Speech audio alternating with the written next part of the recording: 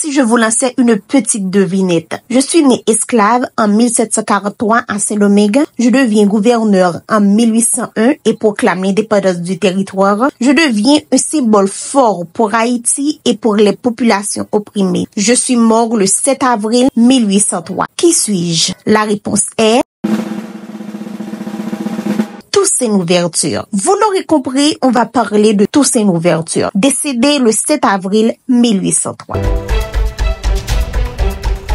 En effet, Toussaint Louverture est né esclave en 1743 à Saint-Domingue. Selon certaines sources, il a vécu sur la plantation de Breda en tant que cocher. Il est affranchi à l'âge de 33 ans et devient par la suite propriétaire de sa propre exploitation. En 1791, Toussaint Louverture rejoint la troupe des esclaves qui se sont révoltés après la cérémonie du bois caïman. Il se relève être un grand stratège militaire aux côtés des chefs de l'insurrection. En 1801, il devient gouverneur à vie de Saint-Domingue et proclame l'indépendance du territoire. Il élabore une constitution pour affirmer l'autonomie de la colonie. En 1802, Napoléon Bonaparte envoie une expédition de 25 000 hommes pour le capturer et mettre fin au soulèvement. Toussaint Louverture part en réunion avec les Français en pensant obtenir une amnistie, mais au contraire, il se fait capturer. Il a été déporté en France, il est emprisonné au Fort de Joux, l'un des endroits les plus froid de France. En avril 1803, il meurt en raison des conditions pénibles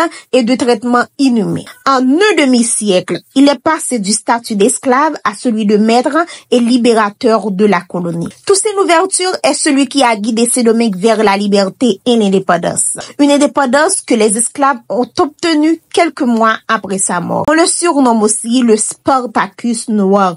Il a inspiré des figures importantes de l'histoire dans le monde entier et a aussi été célébré par le chantre de la négritude Aimé Césaire. Toussaint Louverture reste l'un des héros de la révolution de Saint-Domingue et l'un des symboles de l'abolition de l'esclavage.